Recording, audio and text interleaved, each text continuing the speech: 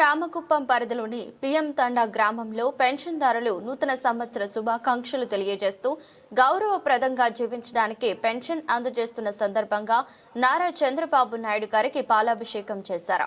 కార్యక్రమంలో చంద్రబాబు నాయక్, శివ నాయక్, రాజప్పతో పాటు పలువురు పెన్షన్దారులు పాల్గొన్నారు.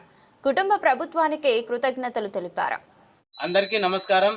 ఈరోజు కూటమి ప్రభుత్వం నారా చంద్రబాబు నాయుడు గారి నాయకత్వంలో పేదల సేవలో అనే కార్యక్రమంలో పేదలకు పింఛన్ల పండుగ అంటే రేపు 2026వ సంవత్సరం జనవరి 1వ తేదీ వస్తుంది. కాబట్టి ఈ రోజు మన పిఎం తాండా గ్రామంలో ఒక రోజు ముందే పింఛన్ల పండుగ, ఈ రాష్ట్రం మొత్తం ఈ రోజు పింఛన్ల పండుగ జరుగుతుంది.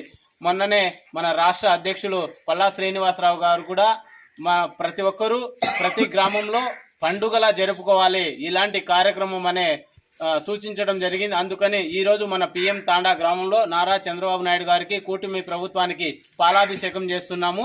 పింఛన్ల దారులతో జై చంద్రబాబు, జై చంద్రబాబు, జై చంద్రబాబు, జై నారా లోకేష్,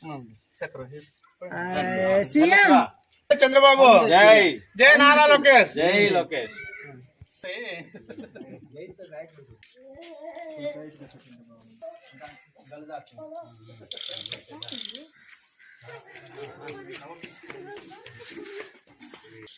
తమ్ముడు